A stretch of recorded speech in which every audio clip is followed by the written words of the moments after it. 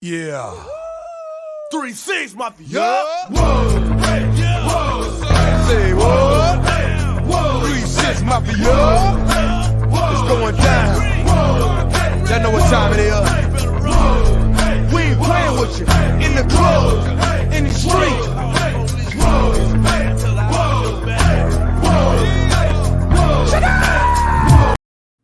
Ladies and gentlemen, welcome back to No BS Season 3, Episode 21. We got the fellas here tonight, ladies and gentlemen. I'll go to John first. John, how are you doing tonight? You know what? We're good. Football-wise, could be better, obviously. But Isaiah can't be laughing because his teams go up and down, and because he changes teams pretty much all of the time. But we're good, man, and can't wait to mute Isaiah's mic if he ever goes full Higgins, like Casey King says.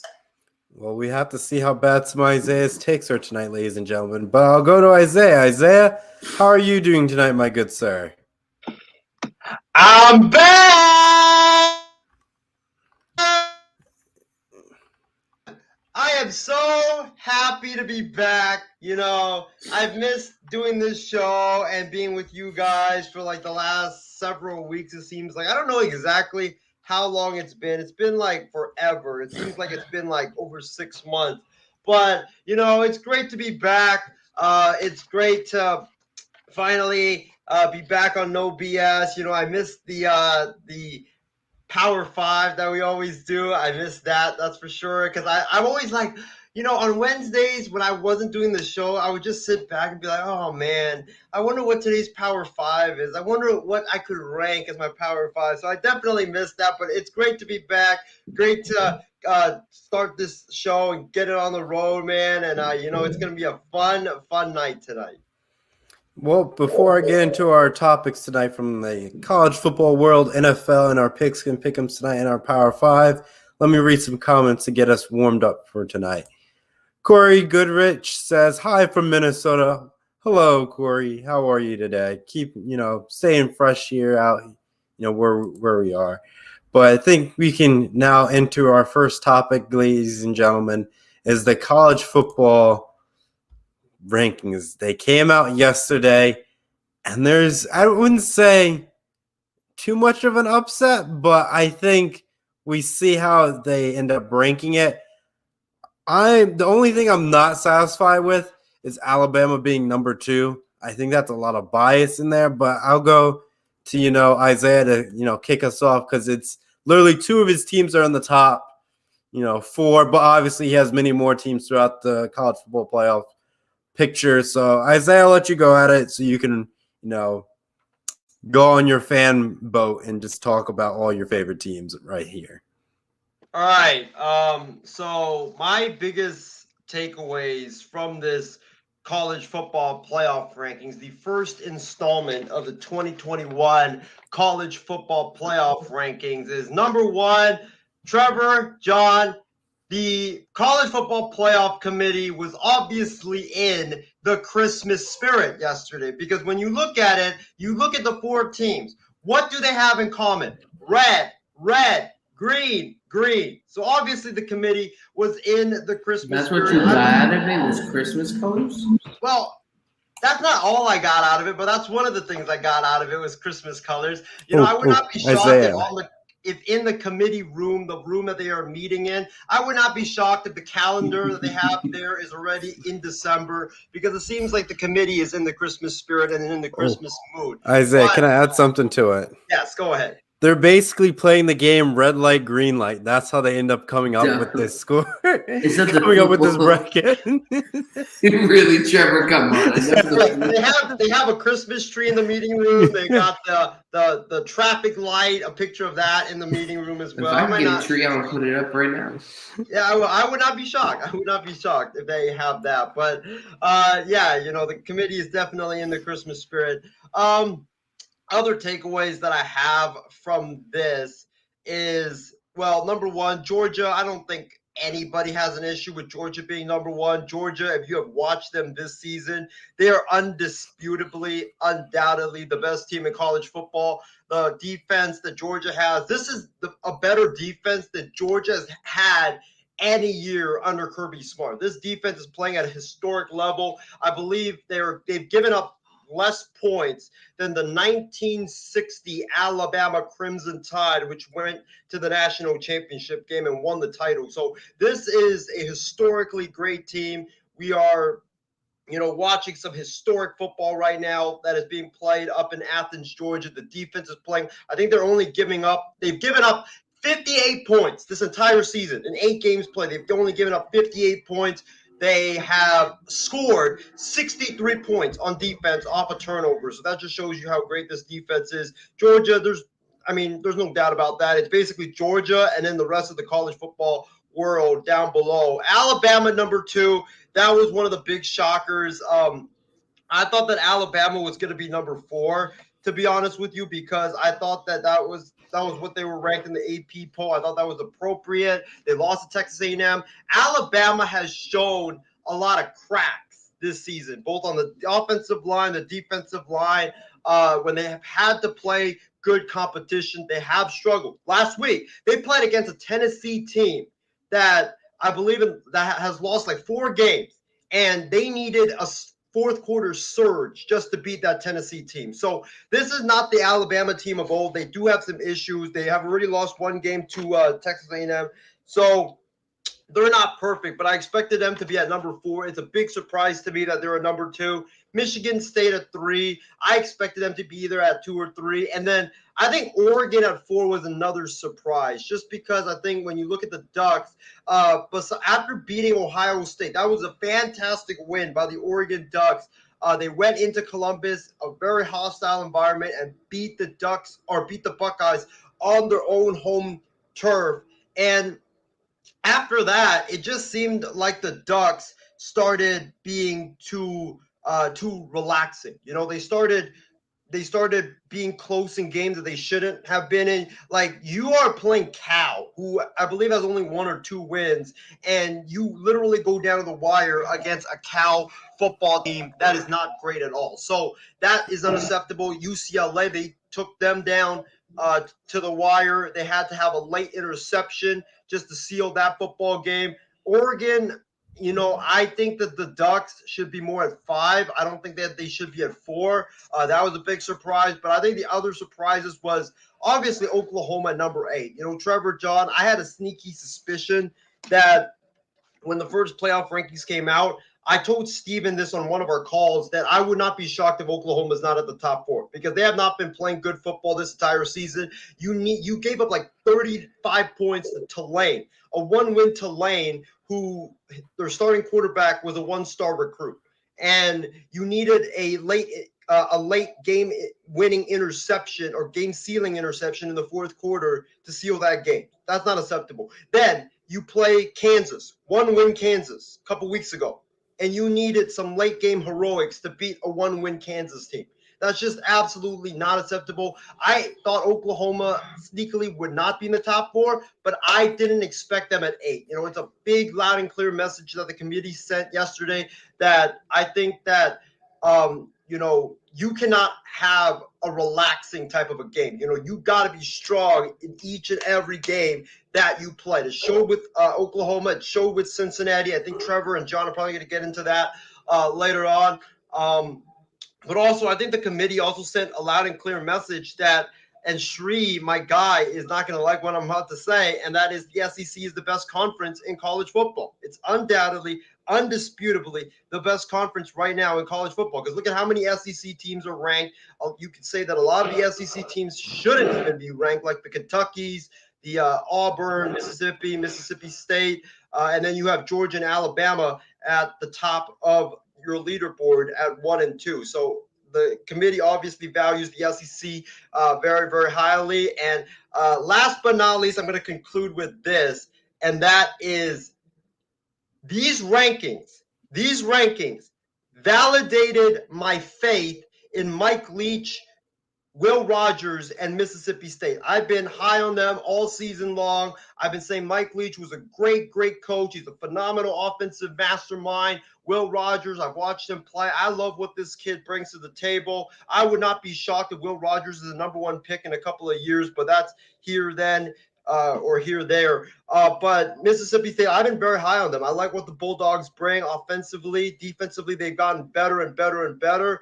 And everybody's like, if you look at Twitter, they want Mike Leach to be fired and they want Will Rodgers to be benched. And I'm like, why? You've won 2 games that you shouldn't have won against a top 10 Texas A&M team. And then you beat Kentucky, who had 1 loss going in. And they're playing really good football right now. Mike Leach is doing an outstanding job. Will Rodgers is doing an outstanding job. I think he had a 92% completion percentage the other day against Kentucky. He's a phenomenal quarterback. He reminds me a lot, believe it or not, of Big Ben Roethlisberger. Will Rodgers is that freaking phenomenal. I really suggest you guys to all go and watch him play. This kid is a stud. He is legit. But these rankings, it showed that the SEC is the superior conference of college football, and it also validated my faith in Mike Leach, Will Rodgers, and the Mississippi State Bulldogs. John, I'll go to you. What do you think of these rankings? Is there one team should be ranked higher than another? Is there a team being disrespected here, not being ranked in a certain position? Lay it on me. I can't say I'm surprised by Alabama because regardless of the 1 loss, even though it was against A&M or even if it was a 3 or 4 or 5 loss college football team, you know the college football playoff committee is going to have Alabama in the top 4 or 5 regardless. The problem I have, I think, is number 4 with Oregon. Didn't they? Yeah, they beat Ohio State. It was a great win. But didn't they also have like a big loss like a couple weeks after that? Yep, they lost to Stanford. So you lost to Stanford a couple weeks after having a huge win against Ohio State, at Ohio State, I believe. And somehow they're still in the top 4. So that's the part that I really don't understand. Cincinnati, I agree, though. I agree with Casey King. I don't think Urban Meyer should be top 4, which is why I brought up my comment, though. Because how do you go from beating Ohio State to losing to Stanford and being in the top 4? Like, there's no football what-if scenario, Trevor, to where this makes perfect sense why Oregon is number 4.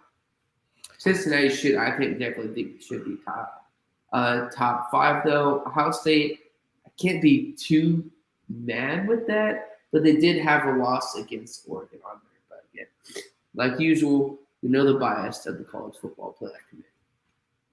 Yeah, I think I can add in looking at it. I think Ohio State being ranked 5th kind of makes sense in this scenario. Like you could say you could leapfrog Cincinnati over Ohio State because they're undefeated right now. But at the same time, it's like Michigan State and Ohio State will play each other. So like it will balance out the 4th spot. The question at the end of the day is Cincinnati, going to slip in? Or are they going to be left out? They beat Notre Dame, who was wishy-washy this year. And Notre Dame's probably going to still finish in the top 10, which is still, in my opinion, a still solid quality win at that point if we're going to look at based on how this ranking is going to unfold. But they also beat another Power 5 team in Indiana. So there's that. But they also struggled with Tulane. So it's like, is Cincinnati a team and Navy to, be part of the college football playoffs? But if you literally look last year, Cincinnati barely lost to Georgia in a New Year's 6 game. So it's like, what are we going to get with Cincinnati? Is it going to be like a Notre Dame scenario where it's like they can play against great teams and actually put up a decent fight, but they struggle against weaker teams?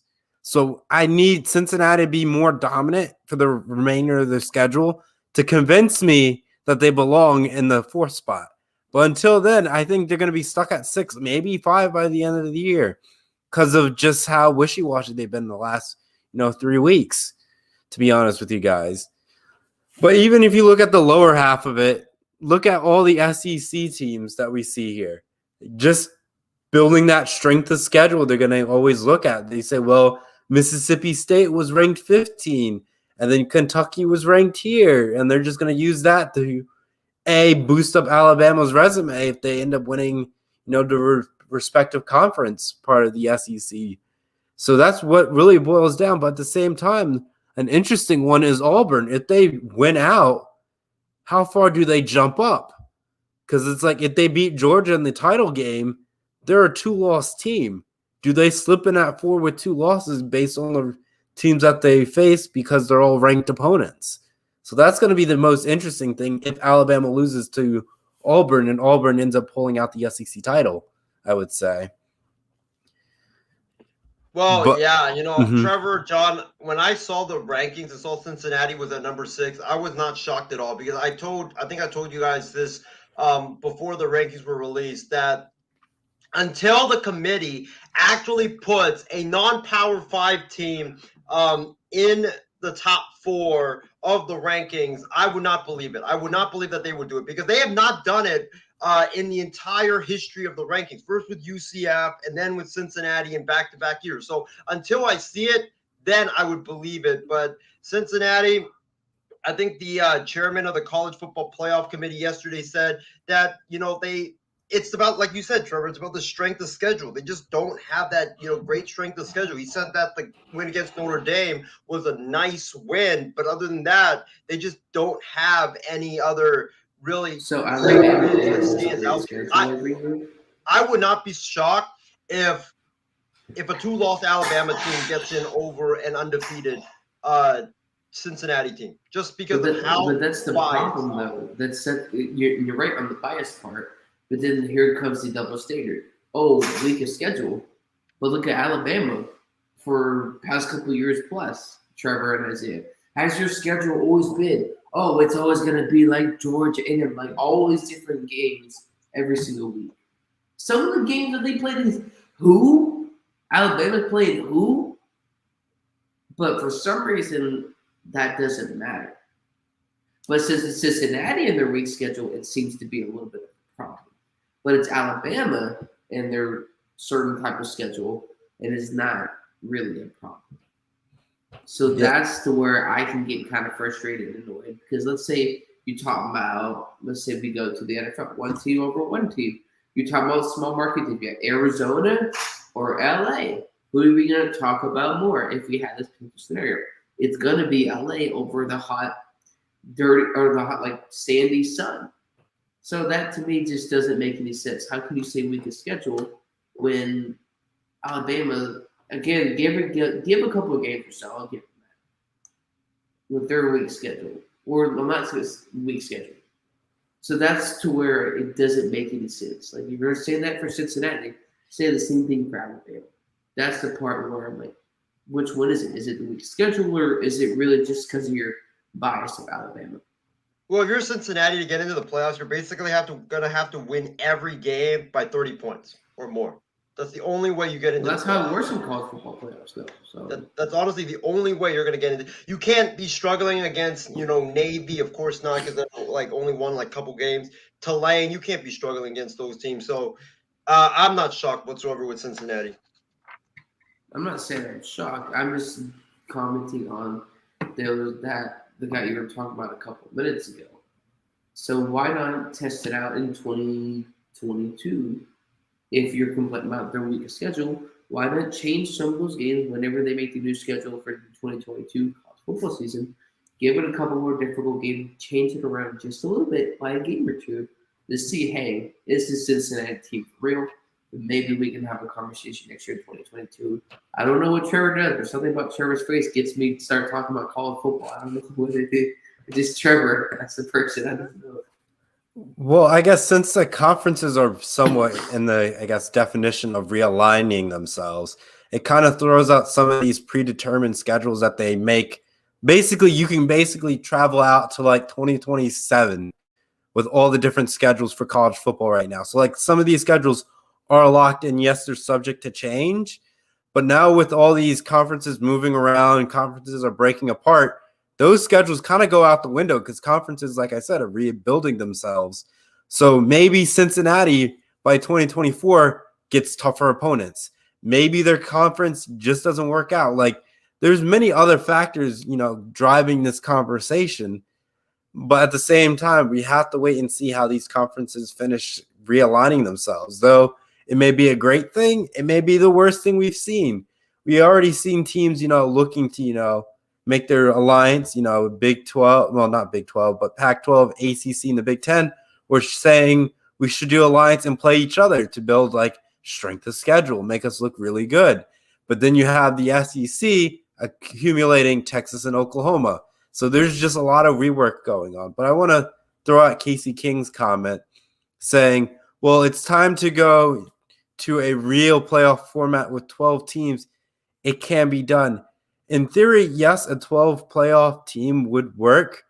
But let's be honest with you. Is the 12th team in the nation enough to handle number one team in the nation? There is a gap within the four that we already see within the last years with the playoffs.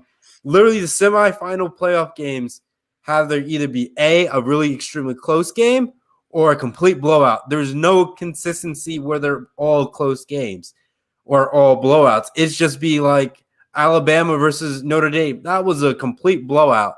But then when you flip it over, Clemson, Ohio State, it was a shootout and it was like down to the wire. So it's like, yes, there's some years where it's really good matchups, and then other years it's just a complete blowout. It just doesn't even work. Every time Oklahoma's been in the playoff picture, they just got steamrolled besides the year when they went to Georgia, not to Georgia, but to the Rose Bowl to face Georgia into that overtime fashion where they lost. But that was the only time, Oklahoma stood a chance in the college football playoffs. That was the only time, guys. Only time. Thank you. That's what may work for a season or two, like we're talking about. Long term, like Cal and I have been saying, this is not going to work. Right? There's a 12 playoff team coming together. How do you set? Obviously, not going to set aside bias in the college football playoff committee. You bring all these teams together and let's say 3 to 4 conferences hypothetically. Then how you like this team? Oh no, they're over here. So then, is it now just to be conference biased because your certain favorite teams are in that conference, or is it just gonna be the same thing like we always know with the college football playoff committee? Isaiah, what about you? 12-team playoff bracket. Your thoughts on that? Well, I would actually be in favor of it, honestly, just because I think that you would see let's face it, guys. The 1 versus 12 matchup, it's like baseball and also basketball and also football. It's like the number 1 versus the number 12. You're never gonna see any close games in that one. Maybe even the 2-11, 3-10 as well. But I would look forward to the middle matchups. Like the 4A, and then you have the 5 and 7, I believe.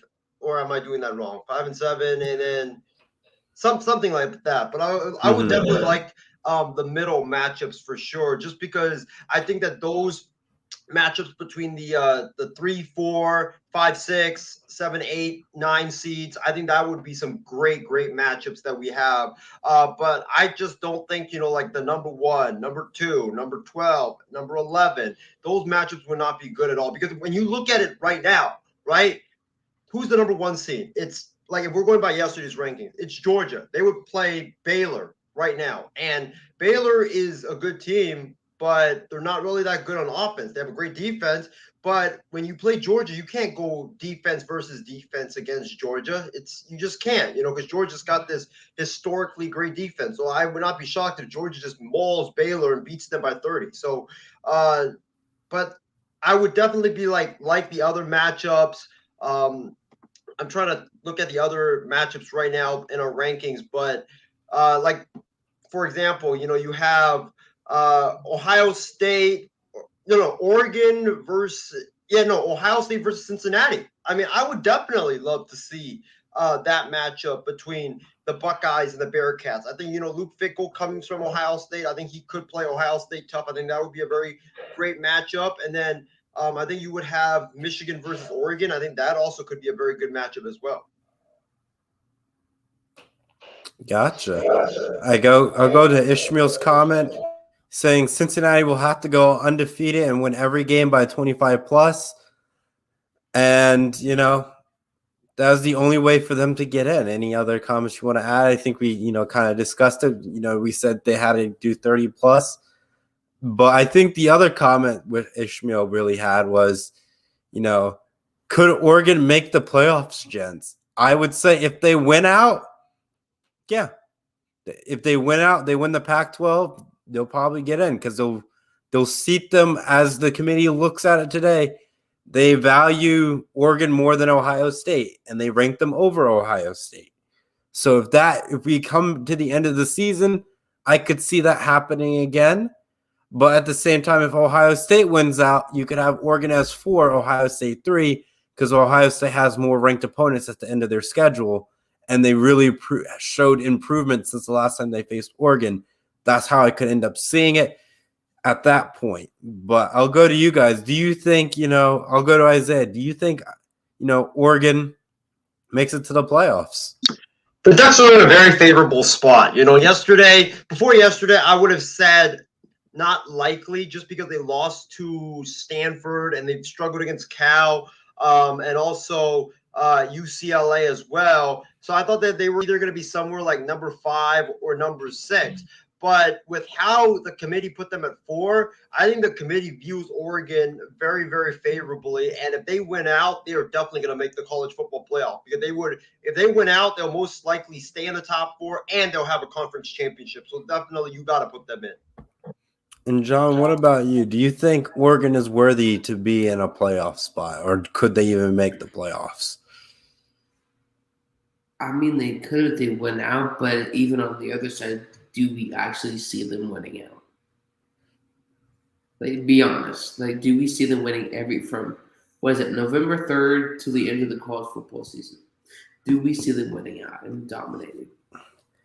It's possible, but it's the Pac-12 we're talking about. Like, the last time the Pac-12 has been in the college football playoffs was when Washington was there, and that's been a while. As strange as to say it, but yeah, that's basically the last time they've been there.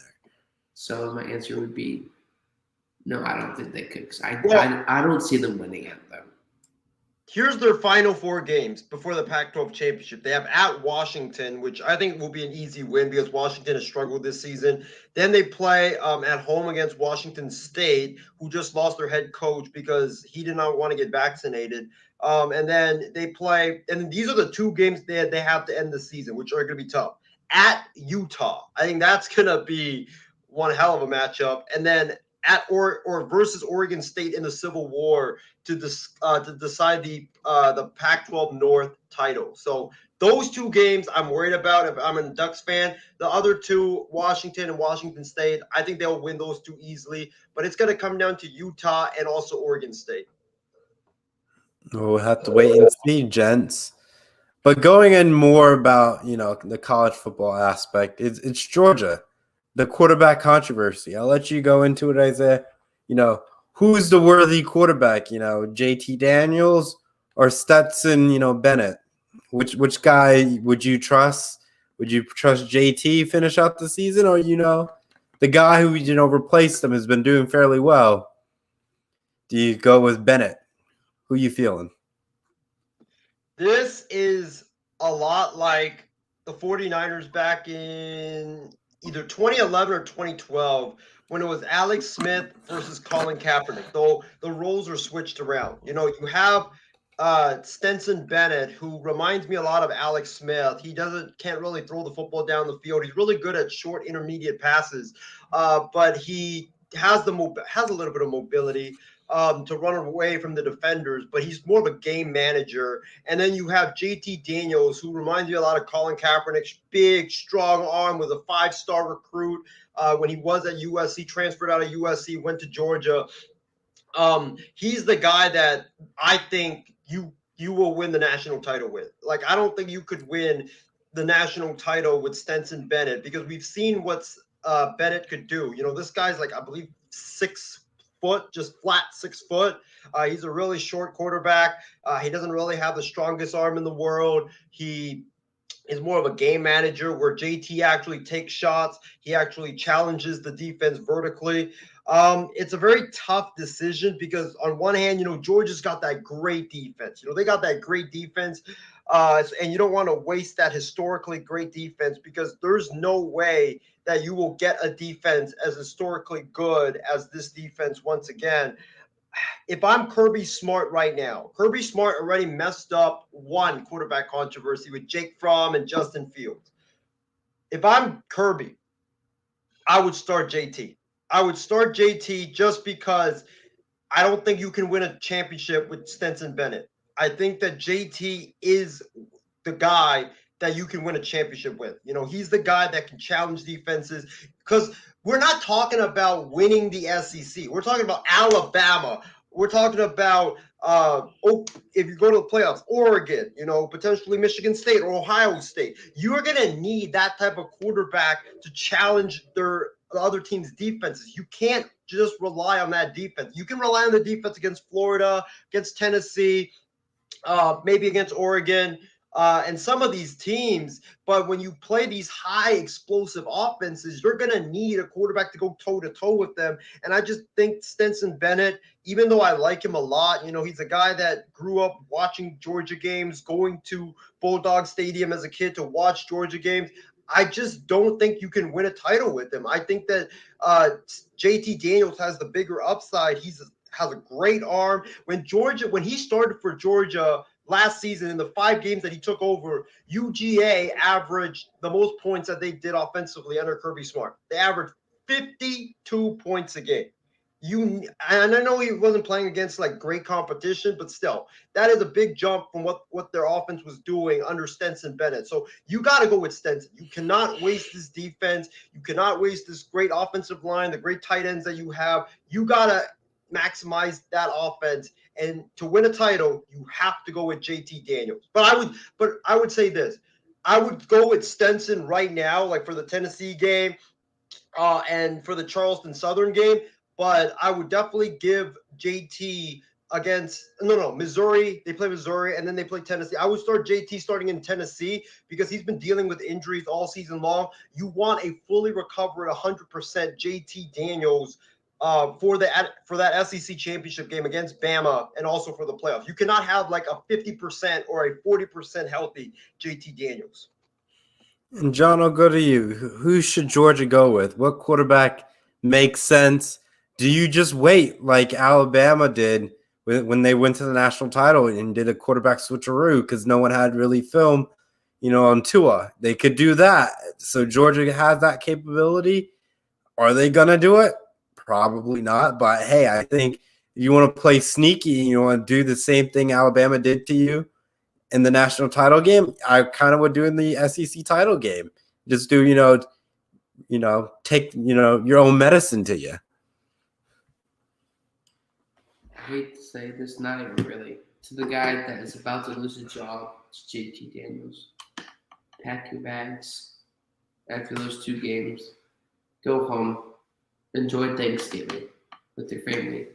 Enjoy Christmas because you're not going to be starting the rest of the season. You're not going to be starting in the college football playoffs. And somehow Georgia gets that far, which they won't because Isaiah, somehow his teams are going to go full Higgins. But up until that point, JT Daniels just wins a job. Like, you don't rush a guy coming back. If you have a guy that can game manage while your supposed starter for the season can rest for a couple games, yeah, why not? But no, there's no doubt JT should have a job. Yep, I'll move on to our final segment in college football so we can bounce onto other segments. Been on this for almost close to 40 minutes, so we'll make this one relatively quick. TCU parts ways with their iconic head football coach, Gary Patterson, after 21 years, gents. What's the current state of TCU? I know, John, they're in the Big 12, but the Big 12 is changing. But what's going to be the fate of TCU at this point? All good things or supposed good things have to come to an end. Truly, this doesn't happen in college football. This doesn't happen in the NFL. We have a say in college for a certain amount of time, but sooner or later, it was going to happen. He's not going to be there forever. Things have to change. Just like we saw with Brady going to Tampa Bay last year. So you say you're surprised, especially in the middle of the season, but now it's like, hey, I mean, it's been 21 years now. It's time to kind of hang it up. Maybe get somebody new in to potentially take TCU, to not just be talking about TCU, but to potentially take them to the next step. And Isaiah, what about you? The fate of TCU, what does this mean after they fire their head coach after 21 years? Well, first of all, let me say this. The athletic director of TCU should be absolutely ashamed and embarrassed, and he should step down immediately from his post because this is a legendary head coach. This is an iconic head coach. If you're going to force him out, let him coach the rest of the season. Let him coach the bowl game and let him walk away on his terms after the season. Don't force him out mid-season. What are you doing, man? This guy did everything this guy did a lot for your program. You know what TCU was before Gary Patterson was there? They were terrible. They were a joke. And this guy just completely turned your program around. I'm not saying you don't fire him. I'm saying if you're going to part ways with him after the season. Let him coach out the season. To fire him mid-season is an absolute joke. It's terrible. It's a terrible move for TCU. I mean, this is the guy that, they've known for so long. He was their face of the program. You just don't do this in the middle of the season. I have no problems with you parting ways with him, even though I'm shocked by it, because when you think of TCU, Trevor and John, what do you think of? Gary Patterson, because he was there for so long. I'm not shocked in the move. The program has been stale for a long, long time. They've been going downwards for a while now, and I just think a fresh voice and a new voice will be good, but you're TCU. You're 3-5. You're most likely not going to go to a bowl game.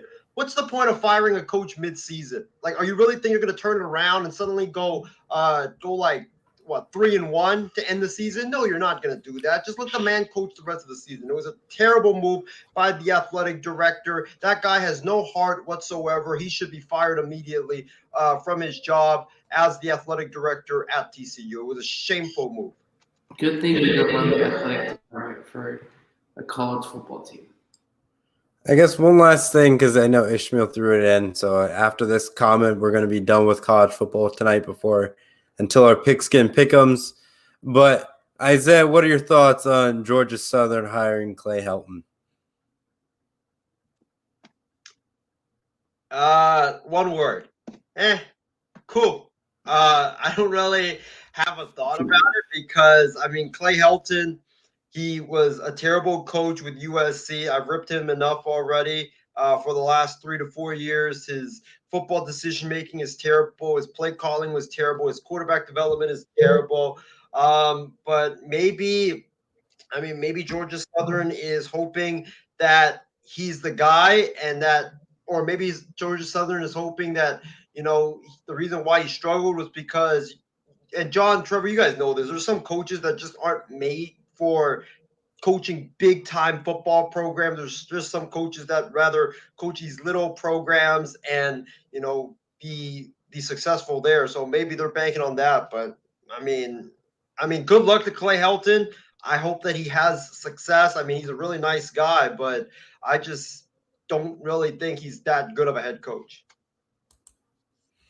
All right, gents, let's move on to the NFL segment tonight. As we all noticed throughout the day, a lot of players are being tested with COVID-19, being tested positive. One of the big names out there was Aaron Rodgers tested positive. So with this coming down, what do you guys think is going to happen to the Packers this weekend? Is the Chiefs going to be able to be fine, or will the Chiefs somehow lose this game? I'll go to John. If this was in 2018 or 2019 or 2020, I say, yeah, this is going to be a blowout. But it's not. I would pick the Packers to lose no more than 2 to 3 points, if maybe have a chance to actually win this game. Because as we see with the Chiefs all year long, yes, I know there's literally little to no film about Jordan Love, just like we've never seen Doris Parents in the show until maybe later on in the seasons or whatever, or Charlie Brown's parents. You've never seen them. But now, this is the Chiefs defense. Like you said, we thought the Cowboys defense was bad last year. Chiefs defense, 31st, 31st, 31st, 31st, 31st, 32, 32, and I think last 2 categories are 31st. So literally the worst defense in the NFL in history, with a quarterback, again, a defense that can't stop nobody. that they didn't do well against the Washington football team in the first half, and against a quarterback that doesn't have any film. Defensive wise, they're gonna be garbage. Tyrann Mathieu has been past his prime since he got that contract in Arizona. After that, he hasn't been that same guy. Chris Jones, even with him before he got the contract last year, he wasn't really that much of a dominant factor in terms of this defense playing or being what they were supposed to be, even though they haven't been really anything. If you compare NFL defense right now in the NFL to Isaiah 6 would be the Kansas City Chiefs defense. But it's going to be a close game, though. Even though Aaron Rodgers is out due to positive test, it's the Chiefs. The Mahomes offense, the Chiefs defense it's good. It's like when you find those little piece of ice cream, you're like, okay, good. You find it once in a while, it works out. But it's not going to be a Chiefs game where when Tyreek Hill had 200 yards in the first half. I think against like the Bucs or Broncos last year. And you, Isaiah, the fate of the Packers with Aaron Rodgers tested positive for COVID. Adam's watching. First of all, Adam, if you're watching, my man, like John said, you can feel free to hop on, my guy, if you want. The Jaguars are back, by the way, but that's a different story for different. There isn't a ridiculous. I've heard a ton of stories this past week in the NFL that are tragic. But this one is the dumbest one I've heard all week. Let me say this. The Chiefs are going to lose this game. The Chiefs defense is so garbage, so rubbish, that you could put my high school team, not my high school football team, but my high school powder puck football team, and they would still put up 45 points on the Kansas City Chiefs defense. The Chiefs is so rubbish. They have no pass rush whatsoever. You went toe-to-toe. You went down to the wire with the New York Football Giants. The New York Football Giants, led by Daniel Jones.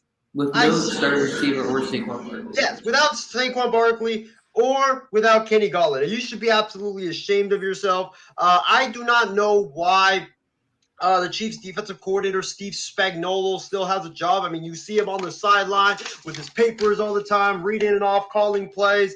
I swear he's probably reading from a Jack-in-the-Box menu, because there's no way, no how that you're calling plays for this defense with how pathetic your play calling is. The Chiefs are going to give up over 30 points a game, or 30 points in this game, because let's not forget, even though Aaron Rodgers is out, you have Aaron Jones still there. A.J. Dillon is still there. I believe Devontae Adams, I might be wrong, is coming back. Lazard is coming back as well. The Packers do have weapons. And they don't have film on Jordan Love. They don't have film on Jordan Love. This could be exactly a Colin Kaepernick versus Bears situation back in 2012, where the Bears didn't have any film on Kaepernick, and he just ran roughsawed all over the Chicago Bears. I expect that to be the case. And, even though I've hated on the Packers defense for the last couple of years, I will give them this. They have improved this season. Their pass rush has gotten a little bit better. The linebackers have gotten a little bit better this season. And I just think, with Patrick Mahomes, like me and Adam have said for weeks on WST, this is what every team is running against the Kansas City Chiefs. You put two safeties high, and you take away those safeties, take away Tyreek Hill and Travis Kelce, and then Patrick Mahomes has to go to try to play hero ball like he's doing instead of taking the short intermediate pass. I see this all the time when I'm watching Chiefs games. Patrick Mahomes is trying to play hero ball and be Michael Jordan. He's trying to be LeBron James and be Kobe Bryant, the late great Kobe Bryant, play hero ball instead of taking what the defense is giving to him. You have a guy that is right there. You're not going to get like a big explosive play, but you'll get 5-10 yards and you could, move the chains. But instead he tries to get the big explosive plays, and that is what's costing him right now and what is getting all these interceptions. I remember last week against the Giants, there was a play where he had a guy wide open in the end zone, or wide open, not in the end zone, but it was like 3 or 4 yards from the end zone, had a guy wide open, but instead of taking that, he decides to take a shot to the end zone, and it bounces off the guy's helmet, gets picked off. So give me the Packers in this one. I think Jordan Love will have a big game. That's why, folks, if you guys play fantasy football like I do, Don't you listen should to his listen. fantasy football advice. He said it would be a cakewalk.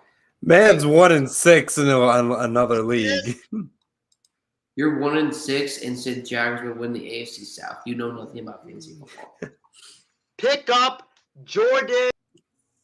My man literally Packers just win by- picked up Jordan Love live on air, ladies and gentlemen. Packers win by 2. Pick I'll up say Jordan that. Love. Oh boy, You we'll listen see how to your folks. fantasy team holds. Fantasy football advice. Listen to Isaiah and do the opposite of what he says. And also, Trevor, I gotta say this before I give the floor back to you. No. Is that the fantasy football gods hate me? Every time, I swear. We're not doing a tantrum here. This isn't a daycare where you can just run wild. Hold on, let me get this out there. No, Let we're me not get doing this the out tantrum. there. No. This is the problem I have in fantasy football. I had Aaron Rodgers going up against a must-win showdown. I'm 2-6 right now. I have Aaron Rodgers in a must-win showdown. He's playing the Chiefs. You would expect he probably gets 30 fantasy points, probably toss 4 touchdowns against the weak Chiefs defense. And I get a notification today on my phone. He's out for the game because of COVID. And now, before I picked up Jordan Love, guess who I had to start? Trevor freaking Lawrence against the Buffalo Bills in a must-win showdown. To get back to the playoffs. Thanks a lot. The fantasy football That's what you get. That's what you get. They hate me. They have a personal vendetta against me. Go ahead, Trevor. Well, I'll go to Casey King's comment, and then I'll bounce to our biggest and winners of the NFL trade deadline after that. So Casey King's going to go with the Packers in the close one, high-scoring game. There will be no defense in this game. We have to wait and see. We don't really know. It could be very stunning because the Chiefs really got, I wouldn't say embarrassed with the Giants, but a disappointment and a letdown. Yeah, we could say it's embarrassing. I didn't want to classify it as it. I think it's just more disappointing because it's the Kansas City Chiefs, and literally the Giants had nobody. It was a win that felt like an L. Now you can't play Iron Man. Now you can't play superhero every single play. You got to do basic screen passes, especially if you play the Madden 12, cough, cough, so you don't end up throwing the game away to your quarterback on injury. I'm sorry, I had to. 10 weeks, John. He was gone for 10 weeks after his injury. On my show on Monday. What a quarterback, though, he was. Oh, man. But yes, ladies and gentlemen, now we're going to look at some of the biggest, I guess, winners and losers of the trade deadline. I think since the Titans lost, Derrick Henry, they end up winning and going after a veteran in Adrian Peterson, which I found saying, I guess that works. I guess you're allowed to do something like that. So I guess it's a good replacement, but he's aged. So I really don't know if this is actually a good pickup, but we'll just see what, they give him because the Titans do have a good offensive line. So maybe Adrian Peterson creates some magic and actually do well, but we'll wait and see. I'll go to John. Who you got? Who you feeling? First of all, he had over 156 attempts last year with Detroit, mind you, with DeAndre Swift as a starter with over 604 yards, 7 touchdowns and 12 receptions, average almost 4 yards a carry. So while he may not be the 2012 or 2009 Adrian Peterson that obviously a lot of football fans have known to love, he is definitely a solid replacement. Now, this season's still going to fall on Ryan Tannehill's hands. Don't know how that's going to work out. I say this one, though, I would say the Rams because they needed some veteran leadership in terms of what to do and what certain situations on the field defensive-wise. Because Von Miller's been to 2 Super Bowls, won. He obviously not what he used to be. There's supposed to be this duo with Von Miller and Bradley Chubb. That's why they drafted him, I think, out of Ohio State or I can't remember what school.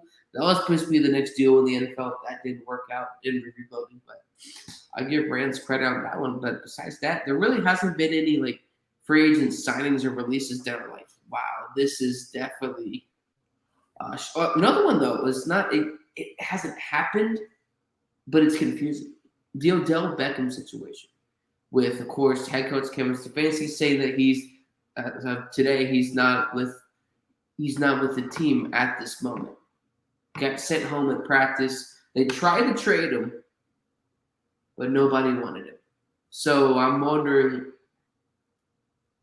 basically what's next. I'll go to Isaiah. Biggest winners and losers. Well, I mean, there wasn't really much that went down this trade deadline. I mean, you had Von Miller going to the Rams from the Broncos. You had Melvin Ingram going from the Steelers to the Chiefs. You had some guy that I've never heard of, Laurent Duvernay Tardif, going to the Jets from the Chiefs for Dan Brown, a tight end. And then you had Stephon Gilmore to the Panthers and Zach Ertz to the Arizona Cardinals and Mark Ingram to the Saints. And also you had Charles Owenisu going to the 49ers as well from the Houston Texans. I would say my winners is Zach Ertz, obviously, because he left a very terrible Philadelphia Eagles team, and now he's going to get an opportunity to shine in that offense in Arizona. So getting out of Philly is already a big win, but going to Arizona is an even bigger win for Zach Ertz. The other ones, I guess I would say you got to put the Chiefs in there because at least they tried to get some defensive help, getting Melvin Ingram instead of, getting a running back or whatever wide receiver that they were rumored to get. And I would also say Charles Owenisu was a big winner as well, the defensive end that the Niners got from the Texans, because would you rather play on the Texans or would you rather go to the Bay and play for the 49ers, who are in playoff contention? So those, I would say, are my winners. Losers, I would say the Texans, just because they traded a whole bunch of players. I mean, the Texans were already bad, but man, they're going to be even worse than we expected. And who knows with the Deshaun Watson situation, what's going to happen there. I would say the Dolphins as well, because I know there were rumors that they had agreed to, or they were close to pulling the trigger for Watson, but then something happened and then everything went down. If you're the Dolphins, Tua's not going to save your season. There's already rumors that Brian Flores is on the hot seat because he's lost the locker room. The players hate him. He's trying too hard to beat Bill Belichick. I would not be shocked if he's fired after this season. I just think that, the Dolphins, I don't think Watson would not have played, but I think Watson would have helped Brian Flores save his job a bit, because it would have helped him just tell Stephen Ross, the owner, hey, I know this season is already a wash, but give me next season with Deshaun Watson and everybody else. We'll be fine. But he didn't do that. So I think Brian Flores is definitely now probably out the door in Miami. And last but not least, my Niners. How can you say we're winners? I mean, we got this defensive end, Charles Owenisu, who was an underrated pickup because if you look at his pressure rate, he has better pressure rate than Nick Bosa and Eric Armstead and Samson Ebukam, and we only got him for a 6th-round pick. I'll take that. But you didn't need a defensive line, man. You needed a corner. You needed a safety. Your secondary has been your problem on your defense. It's not the defensive line. Your defensive line is great. It's the secondary. You should have gone out and got Fuller from the Broncos. I don't know if the Broncos were shopping him or not, but they benched him a couple weeks ago, and he's been disgruntled about his playing time. You could have had him for a low pick. You're not going to have to give up like a 1st-round pick or a 2nd-round pick for him since he was benched. He reportedly wanted out of Denver. He's disgruntled with the situation. And I'm not saying he would have been like the best corner in the world if you got him, but he would have been better than what we have right now with Dre Kirkpatrick or whatever that we have right now. So I would say the Niners are also a big loser. All right, gentlemen, let's move on to our pigskin pick'ems tonight. We may actually finish early tonight. Who knows? I know I just jinxed it, and we're probably going to be on another hour. Let's see what happens. Let's move on to our pigskin pick'ems, ladies and gentlemen. All right. We got some 4 fantastic games. We're probably going to do these lightning fast. I think we're all going to have our picks. I think we're going to be easy, short, and sweet. I'll read them off, and then we'll go through them. So, in our college football spot, we have number 13 Auburn at number 14 Texas A&M. Our number 2 college football game is Boise State at number 23 Fresno State. Our NFL games are Titans at Rams, and our 4th game is Cardinals at 49ers. Gentlemen, let's go down to our list again. So in our first spot, we have number 13 Auburn versus number 14 Texas A&M at Texas A&M. John, I already know what your answer is, so what are you going to tell the fans tonight? Who are you going with?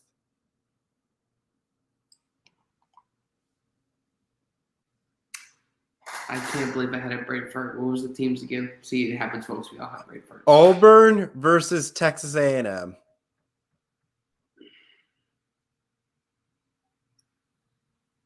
You really put me in the pickle, don't you? I know. I hate A&M with the fire. you hate one slightly more than the other. And Ryan Tannehill knows how A&M ended with Texas, so he knows about losing in college football. I know nothing about college football here, so excuse me, Dean. Everybody's not going to attention see this, but I'm going to go with Auburn, and I'm most likely going to be wrong. And I don't mind being wrong because I don't know anything about either of these 2 teams. I'll just be honest. I'm not going to BS it like Isaiah. Isaiah, well, it's a sports take. Isaiah, I'll go to you. Who do you got, Auburn or A&M? Well, I just wish these schools would give us props and like mascot heads so we could be like Lee Corso on College Game Day and wear whatever on our head to make our pick. But, you know, I'm going to go with Texas A&M because Texas A&M is at home in this game. Bo Nix has been inconsistent this year. You know, sometimes he looks really good. Sometimes he looks terrible. I just think that it's at Texas A&M. It's at Aggie land. Aggie's got a really good defense. They're on a roll right now after beating Alabama, and Auburn's defense is not really that good. Give me the Aggies in this game. Gigo. For me, I'm going to go with Auburn because I want Auburn to cause some havoc in the SEC and get to the SEC title game because we all know Auburn has the capability, so I'm going to go with that. And War ego, Trevor. No. Yes. Oh, wow. I done screw that up when you think War Eagle is something else, but it's literally You thought Auburn. War Eagle was Texas A&M? No, I thought it was something completely different, like a school that had an eagle. Yeah. It's okay. We all have our Like, ratings. literally, their school is Auburn Tigers. How do you get War Eagle? Like, that is, one of the things I don't It's understand. a weird thing with Auburn. I need to know the lore. If someone could, in our comment section, explain to me the whole lore story behind War Eagle, I would love to read it. We love education. We love to be educated here on the MI6 Sports Network. But we got Isaiah so much. We got Casey King right here. He got Auburn in a close one, 33-30. And I guess we'll let Casey King get us underway. For the next one, we got Fresno State over Boise, 44-33. And I'll go to Isaiah. Who you got? Oh, wow. This is a very tough pick because you could never doubt Boise State, even no matter what record they are. They still are a really good football team, and Fresno State's playing unbelievable football this year. You know what, Trevor John? I'm going with the team in red and white colors. Going with the Fresno State Bulldogs, the team that wears red and white. It has nothing to do. There's no cats in this game.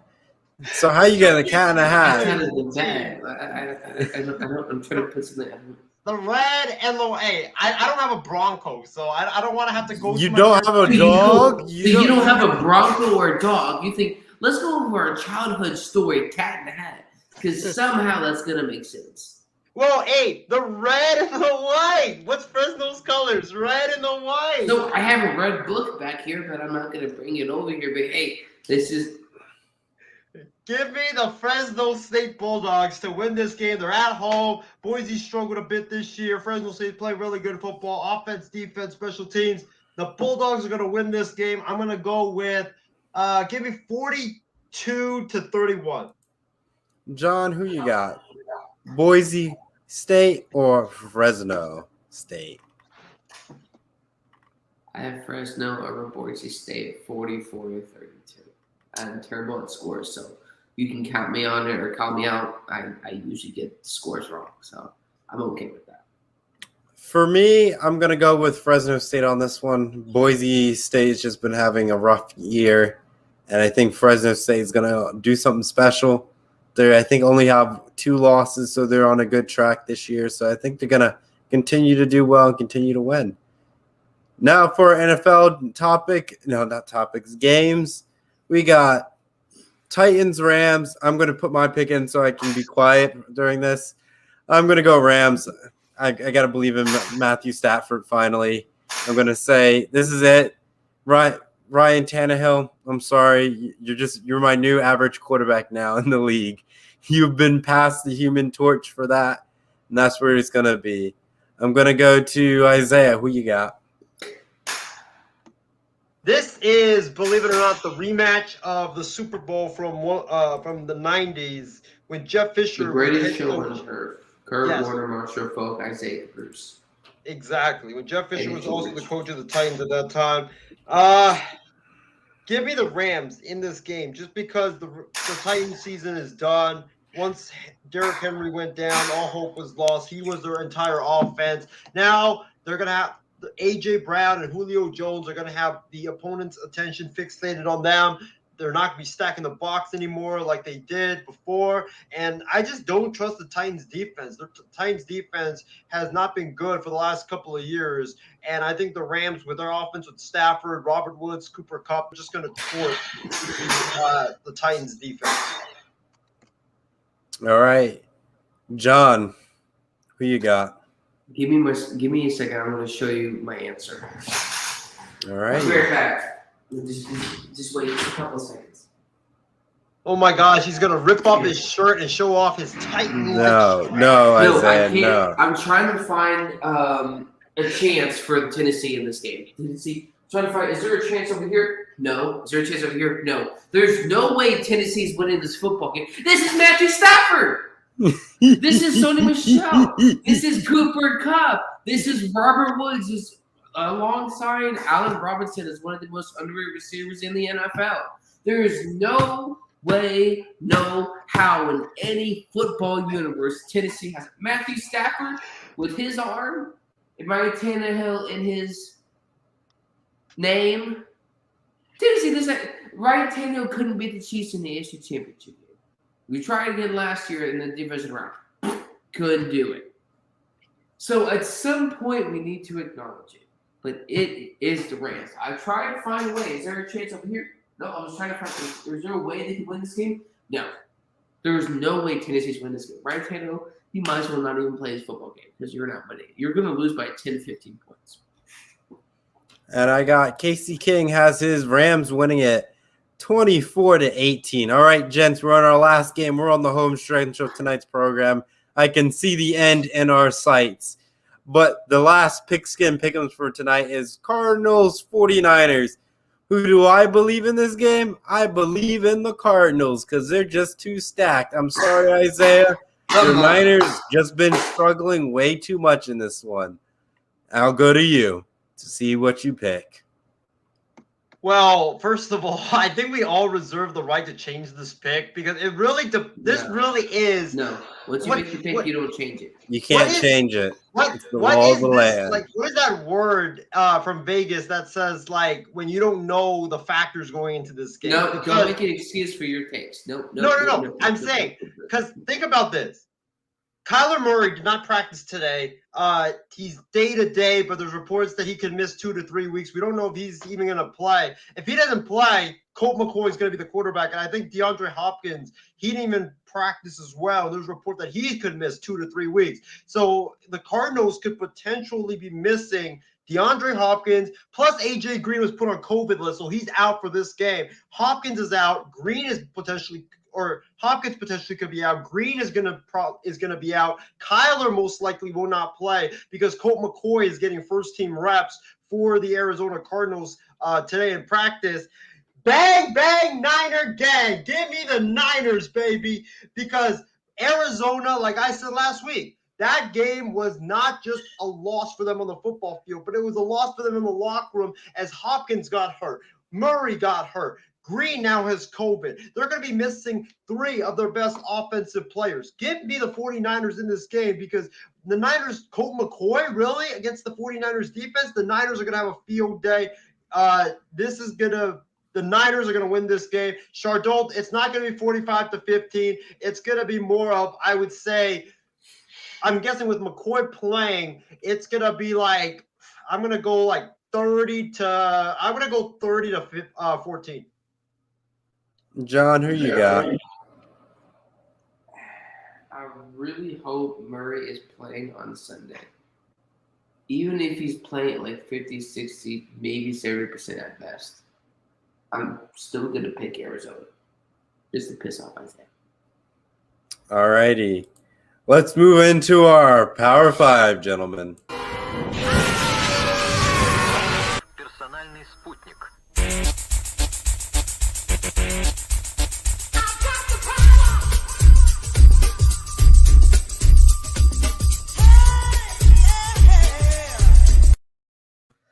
Yep, I agree to this a Power 5 because Isaiah put it out there. Oh no, this scares me. The Power 5 is your top 5 favorite months. There's only 12 months of the year. Literally, What you're kind at of dumb Power 5 is that?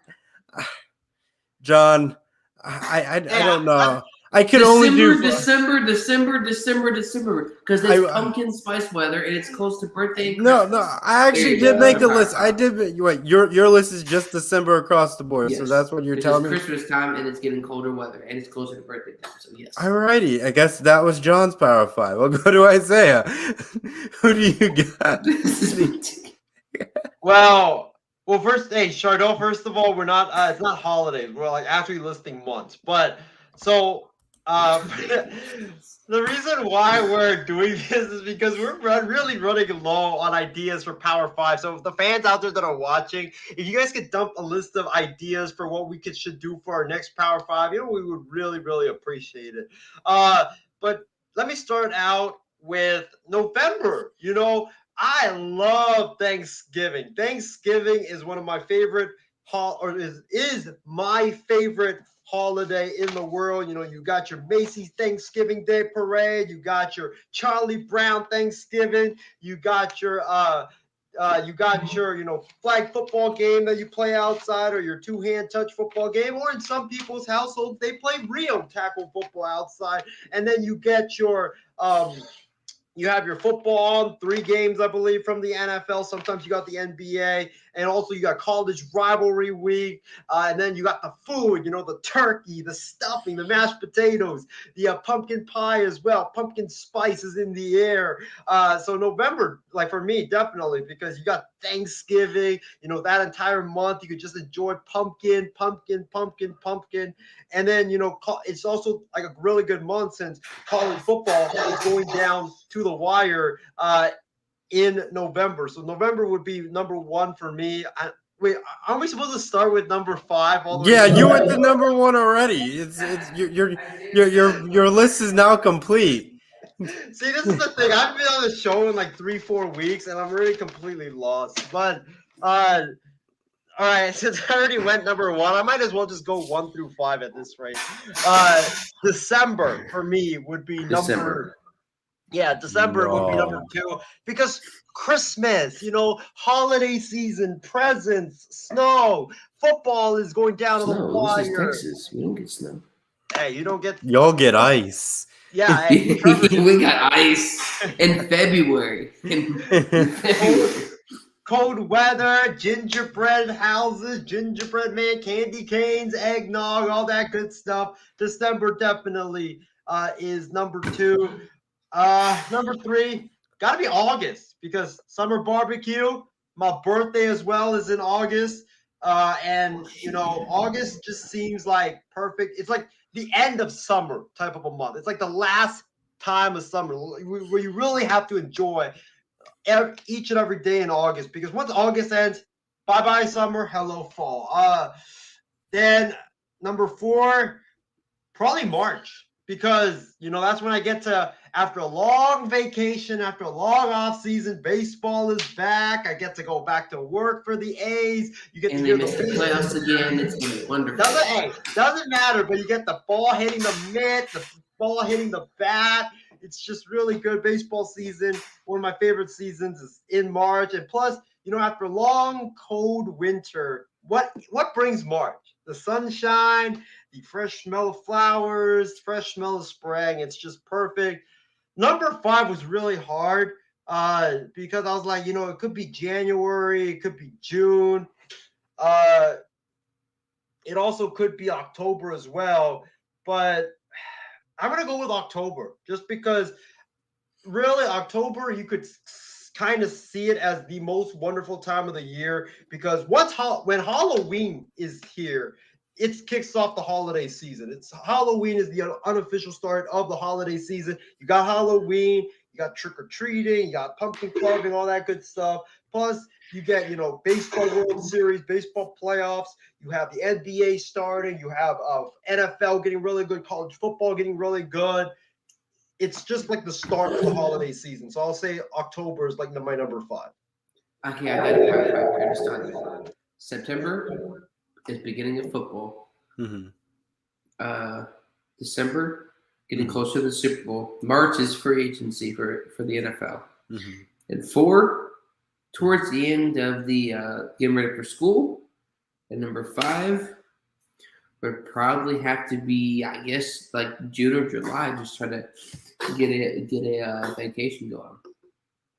All right, I like those. I guess for me, I couldn't figure out the 5th spot. It's just like, I don't know. There's just like at a certain point you run out of months, and it's like, I really don't know. I could throw May in the mix because the weather gets nice, but that's really it. I can't really defend it. Like, it's just there.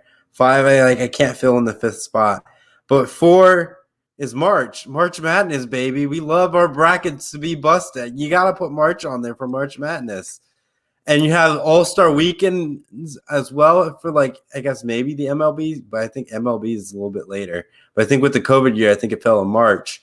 And then you have the NBA All-Star Game is in that time window too. So you got some good stuff going on in March. Number 3, we got December.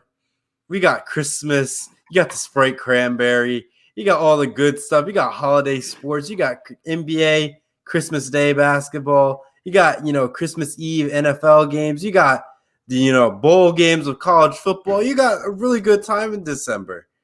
Number 2, it's September. Football season's back, baby.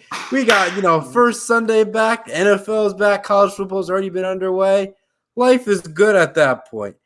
And I think the number 1 answer is June. I know it's biased because it's my birthday, but think about it. June has the NBA championship in that window sometimes. Then you have the Little League World Series falls into that bracket. You have the not the winter games. You have the summer games for the Olympics, and then you have the World Cup. You're literally stacked to the brim with all these different events happening around this time. It's ridiculous. I think you can't leave it out, and no questions, doubt about it. And that will kind of conclude my list. I will throw in, some of Casey King's. I know he's still typing his out.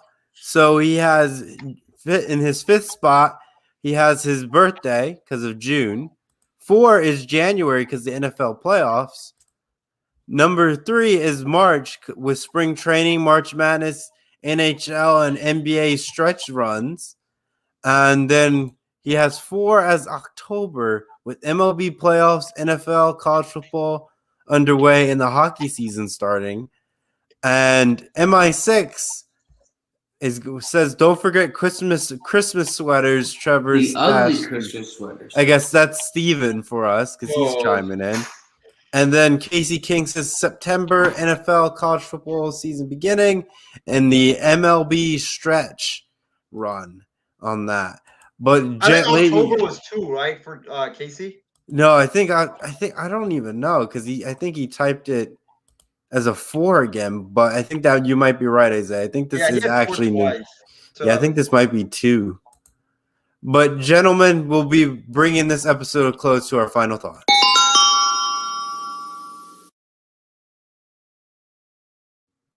Well, we didn't end this program early. There goes my jinx. You know, it's a curse when you run over that hour window.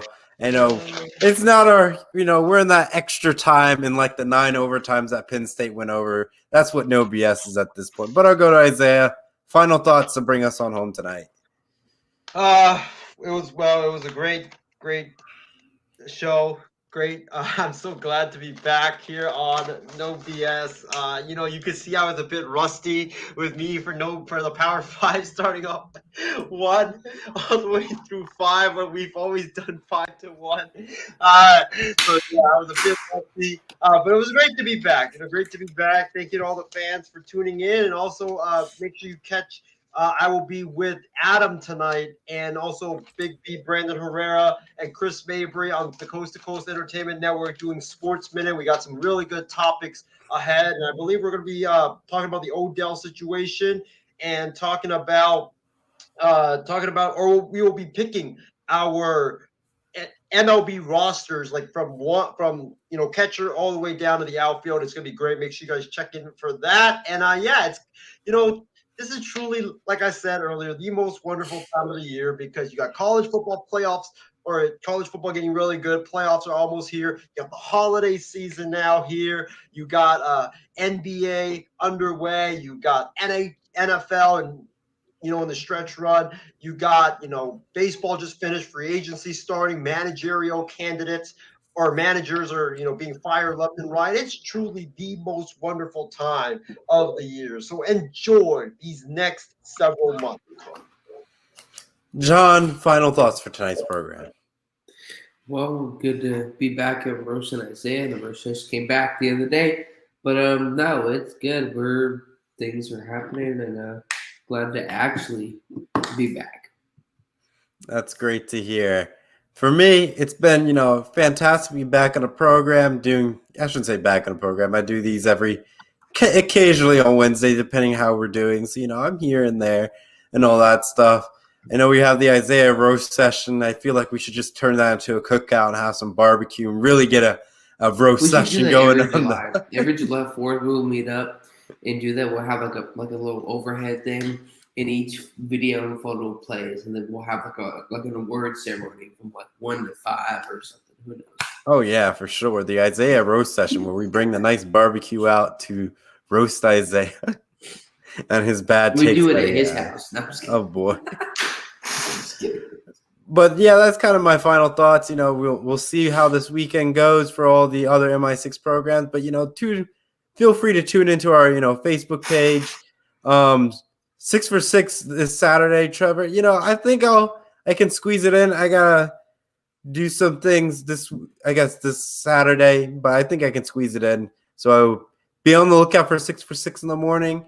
Obviously, I can't give you a set time because I would say it's 10 a.m., but obviously it fluctuates on how fast I create the script, and if it's time to hit the airwaves. But that will do it tonight here for ladies and gentlemen on No BS tonight. Take care. Stay safe, and see you all here on the MI6 Sports Network. Take care. So long for now. Yeah. 3-6, Mafia. Yeah. Whoa. Hey, yeah. Whoa. Say what? Whoa. 3-6 Mafia. It's going down.